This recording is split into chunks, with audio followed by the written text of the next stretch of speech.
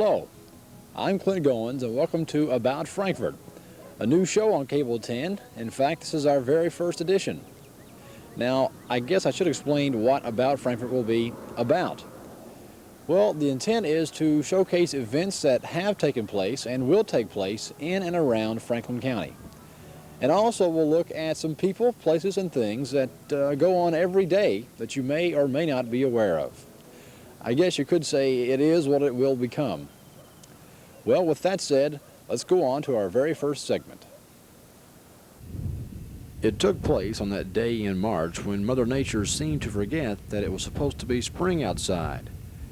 But that didn't bother most members of the Franklin County Beef Cattle Association.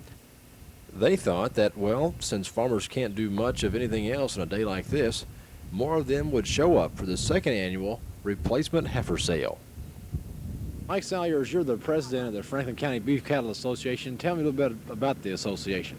Well, the Franklin County Beef Cattle Association, Clint, was set up to help promote the beef cattle industry in Franklin County. Of course, we're a subdivision of the Kentucky Beef Cattle Association, which is there to promote beef and effective growing of beef and the selling of beef throughout Kentucky and Franklin County and of course the Commonwealth and the nation. For that matter, beef cattle is very important to the farming economy in Franklin County and to the nation, and it's taken some hard raps in the past years. You know, there's a lot of health consciousness in the past about cholesterol and fat intake, and probably deservedly so back in the 50s, but now new studies and new breeding, new breeds that have been introduced that reduce that fat level and cholesterol content to now where beef is a very healthful food, and it's probably as healthful as chicken or turkey or any of those at this time. Beef cattle growers have learned how to grow a better product. We realized several years ago that large amounts of fat and marbling was not desirable as far as health consciousness was concerned. And now through new breeds, we're finishing these animals at a weight and a marbling that contains a lot less fat than it did before. This is the second year for the Beef Cattle Replacement Heifer Sale. Tell me something about the sale. What is it exactly?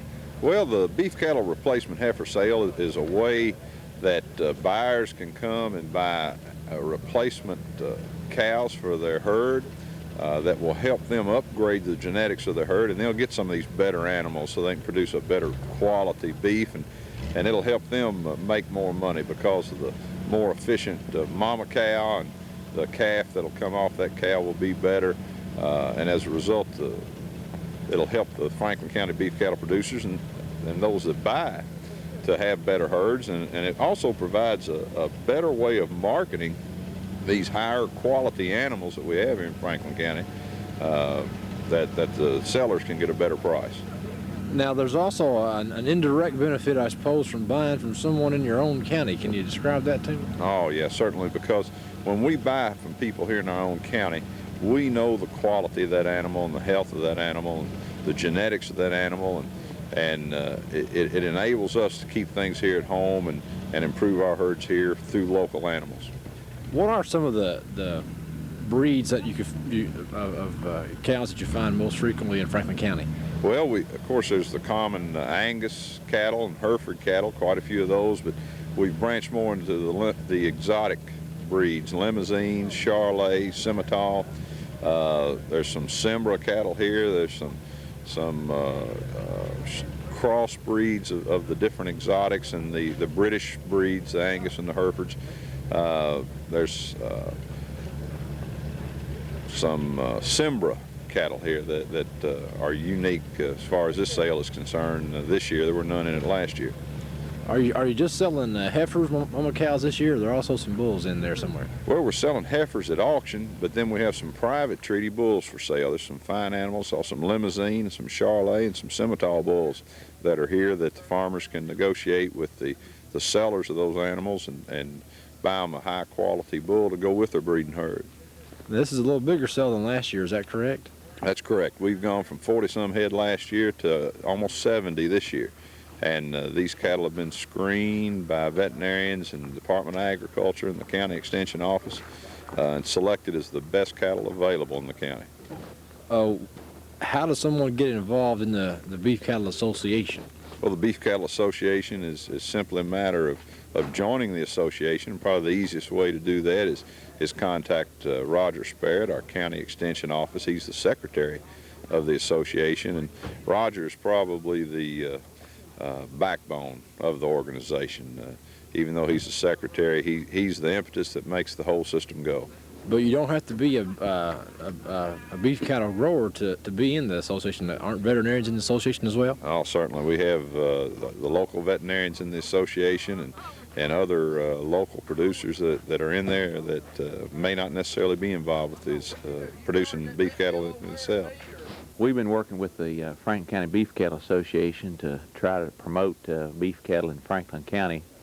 And I guess 2 years ago when we first started and formed the Franklin County Beef Cattle Association, we set out with some goals of some things we wanted to try to accomplish. One of those things was to get people to work together, get beef producers in the county working together toward a common goal, and the sale has certainly accomplished that. We had a lot of good participation in setting up these panels in here that you see and getting the cattle selected and drawing up the rules and it's just a pleasure to work with a group because they all pitch in and help. Whatever needs to be done, they're willing to do it. So we wanted to have something that they could work on together. We wanted to have the sale to add some value to their cattle. Many people sell their replacement heifers as feeder calves in the fall, and this way some of the better ones can be kept and some more value received from them by selling them to other producers for replacement females. And we wanted to provide good quality replacements. Anytime you get folks together, one breeder talks to another, one farmer talks to another, and they learn from one another. They look at each other's cattle and see where they can improve, and I think that's beneficial. And the other thing, we've got several producers that need to add some more replacement females, and we've been able to bring in good quality replacements from here in this county as well as some surrounding counties, and that has helped improve the genetic base that we have here in Franklin County. So those are some of the goals that we set out with when we first started 2 years ago, and this is our second year for a replacement heifer sale. Okay. You say the word replacement heifer. Now, what exactly does that mean? What is a replacement heifer? Well, what we're attempting to do here is to select replacement females that can go into the commercial beef cattle herd and produce feeder calves for the farmer or the producer.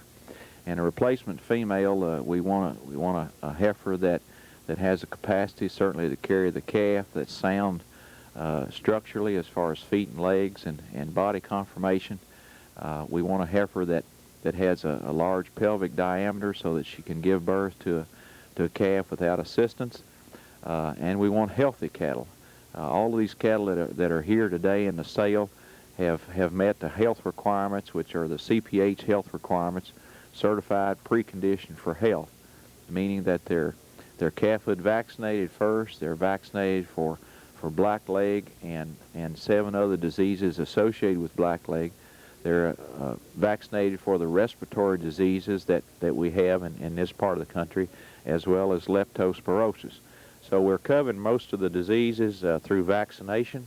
These cattle are also treated for worms and lice, so they should be ready to go home and to continue to grow and be bred whenever that producer who buys them wants them to calve the next year. Brent Poole, you have some cattle for sale in this sale today, and you're also a member of the association. Is that correct?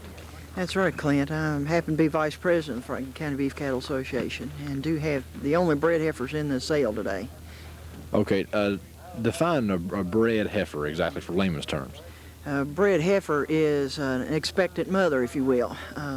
The cow carries their calf for about 283 days approximately, and these are about the heifers I have here today. They're about 3 months along. They don't become cows until, they're not called cows until they calve. They're heifers until that time, so they're bred heifers. Okay, so if someone were to buy these, they're really getting 2 cows, in other words, or two calves, I should say. Basically, they're getting a cow with a carrying a calf. Cow's been examined safe in calf, and so yeah, that's and they will pay a premium for that. Okay, now you're in the association, and obviously you think enough about it to be in this sale, to have some of your own cattle in this sale. What are some of the advantages of being in the association? Clint, I believe that there's advantages to anyone raising beef cattle. Number one, it tells the producer what the other commercial producers want, so he can stay attuned to the market. You can see what the other men are doing, so that you can increase your management ability and make your herd better. And I think it's just a great opportunity to develop camaraderie and a sense of belonging to something, and it obviously generates some money. Recently, we've heard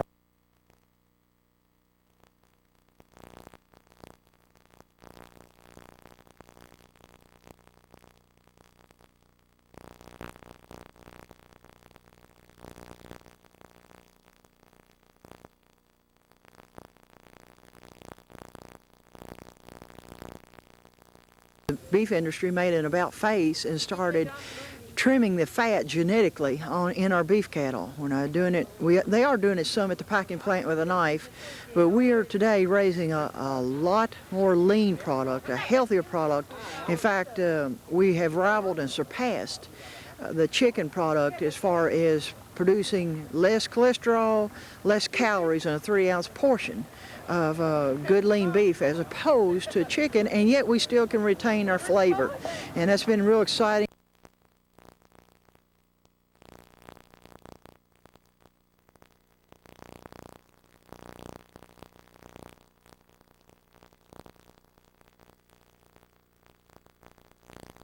to sell your cattle?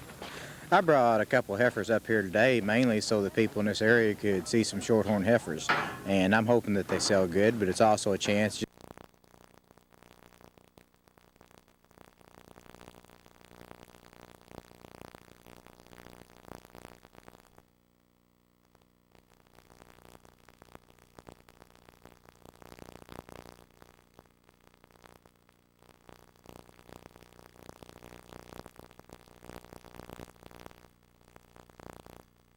Crossbreed. The shorthorns are beneficial, and there is a number of shorthorns out in the western part of the United States. They're more prevalent, where a lot of commercial cattlemen have them and registry cattle. Are they becoming more popular in the eastern states? Is they slowly moving over? Or? Yes, they are. The numbers are increasing in the shorthorn breed, and we do want to.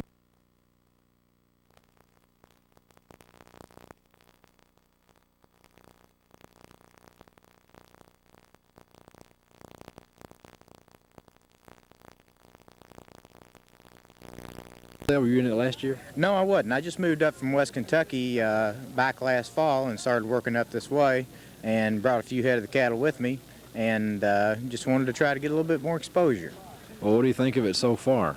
I think it's a good setup. I think there's a group of hard-working people in this county that have done a good job of getting it organized, and I think, you know, at a sale like this, you have cattle that are screened, you have cattle that are probably taken care of, you know, with the shots and everything, and should be able to enter into the herds and be productive.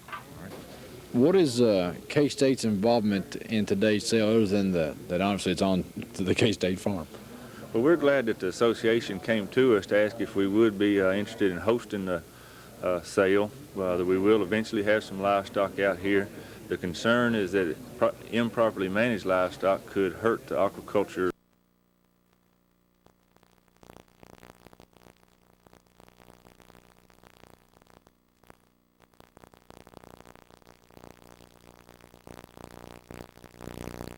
And some optimal management and some minimal management kind of demonstrations. So we're kicking that around a lot of ideas, and just glad to have all the local producers out here.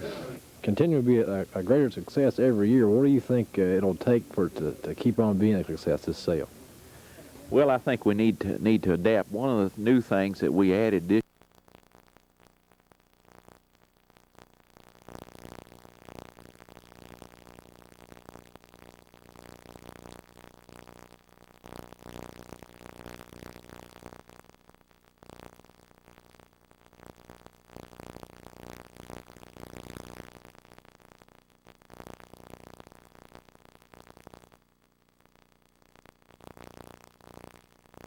We've got good data from out in the West, and we're developing that here in Kentucky to say that if a heifer has so many centimeters of pelvic area, that she should give birth to a certain size calf.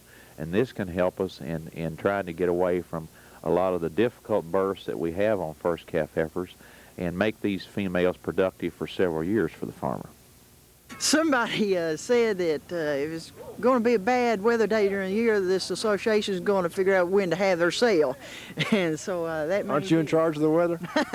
I have a little line to the main weatherman, but we hope for a great turnout. There is still a lot of enthusiasm here today, and this, just going to make us mentally tough, and we'll enjoy those great days we have later on. At 8 1/4 and a half, and the ball through it all done. 8 1/2, 8 1/2, sold at 8 1/4 right out here in front. Now we're going to try to make a tough transition. First, you heard of a group of people trying to improve the quality of food in the country. Now meet some folks that are trying to just provide food for some other people who may not be able to afford it. Just down the street from City Hall is a building that used to be an auto parts store, but now it serves a much more important purpose. It is the Frankfort Free Soup Kitchen. Monday through Friday, we're serving about 50 people a day, and then on weekends we have a little reduced menu, serving about 30 people on each day. Do you serve the noon meal only, or is there other meals too? Yeah, we just have a noonday meal for the public, and there's no questions asked. Anyone who feels like a meal can come on in and have a meal with us. In the evenings, though, we serve only for the people who spend the night here. That are truly homeless or don't have a place to stay, and we feed only them. It's called the Soup Kitchen. The sign on the front says Access. What is Access? Well, it's a big, long acronym, and I probably can't tell you what it means. But the corporation that runs this is the Coalition for Committed Christians, and we just simply call ourselves as the Free Soup Kitchen and Shelter. Okay. These ladies and gentlemen behind you here, they're all volunteers, is that correct? Yes, that's true. Our volunteer team today, coalition team, is from Good Shepherd. And they come in twice a month to help us out down here. Are you the only, what you might say, full-time person down here, or is there someone else? No, we have several staff people that are full-time. Our night shelter man takes care of our shelter Monday through Friday at night, and I am the food director, and I take care of our noonday meal Monday through Friday. And then we have several part-time people that help us out. Okay, now, Good Shepherd obviously isn't the only organization down here helping out. What are some of the other individuals or organizations that come down here and help out? Okay, we have several volunteer teams. Mostly are from various churches in the community, but we also have some representative teams from state government, Cabinet of Human Resources, Revenue Cabinet, and we also have some individuals who just simply get some friends together and come down here on their own to help us out. Do you have a hard time finding people to help you out, or is it pretty well stable now? No, that's the best thing about this community. We have a good turnout of people down here to help us out, and I have about 3 teams standing in the wings. We may go to a full-time meal service on Sunday, and so we have some good turnout, some good people always willing to help us out down here. About how many folks does it take to prepare a meal, and where does the food come from? Okay. We like to have about 4 or 5 people to make up our teams to help prepare and also to help serve the meal. Most of the food is donated either through food drives for example, on the holidays. We're still working through a great deal of that food. And then we also receive a good amount of commodities, agricultural surplus commodities. Could be anything from macaroni and spaghetti to peaches or pears. And we also have a good deal of food donated by some area grocery stores. Put a plug in for Kroger's and Save-A-Lot. They donate a lot of produce, bread, pastry, and a good deal of milk. I want to thank our team today from Good Shepherd. They come in twice a month, and today they made us, I guess it's a spaghetti and hamburger casserole. We got green beans. And we got choice of pie. I think we got pecan pie and apple pie. What else we got? Bread, applesauce. No, we can get applesauce. Oh, we can get the applesauce? Can you send out the Yeah, let's just go with that. We got lots of spaghetti. So I want to thank our coalition team today for their help today. If there's something you don't want on your tray, let them know. We'll fix it exactly the way you want. We don't want to waste any food today. So go ahead and bow your heads. Kathleen Ramsey, go ahead and return thanks to us. We thank you, Heavenly Father, for bringing us here today. We ask you to bless this food to our bodies use. We ask all these things in Jesus' name. Amen. Amen. Go ahead, start. You mentioned earlier that the noon meal isn't the only service that's provided down here. Can you go into detail what else is? Yes, we are a shelter in the evening and 7 days a week, every day of the year. And we have a policy of helping those who are homeless or have not a place to stay at all. Basically, the policy is 30 days within a 6-month period. And any way they see fit to use it, they have a place to stay here. We have bunk beds, and we do serve a meal for them. And we also try to provide a address, phone contact to help them get settled or in the area. I noticed you got some murals on the wall over here. Who look very nice, by the way. Who did those for you? Well, we have a pastor, Hugh Wades, who's doing an ongoing work here. I believe it's a panorama of the Frankfort area. And he comes down here and dabbles a little bit on our wall here. And I kind of kid him that it only took 20 years to do the pyramids, but hopefully we'll have this entire length of the wall covered with this panorama of Frankfort. You got a pretty good location here, I think, right across from the police department, right down from City Hall. How did this site come about? Well, this free soup kitchen and shelter has been provided and for about 5 years in other forms, either by area churches volunteering their building, use of their building. I think the Civic Center served as an emergency shelter for a time being. But over the last 2.5 years, we've had this site here on West 2nd Street as a permanent building site for our soup kitchen and shelter. And basically, the Lord has blessed us in obtaining this building, and hopefully this will be our last and permanent site. Is there any other organization that you know of that's providing a similar service in this town at this time, or are you the only guys doing this? We work very closely with the Salvation Army. Our shelter needs we provide for single men, and single men only. We try to work with the Salvation Army in providing emergency shelter for families and or for women or couples.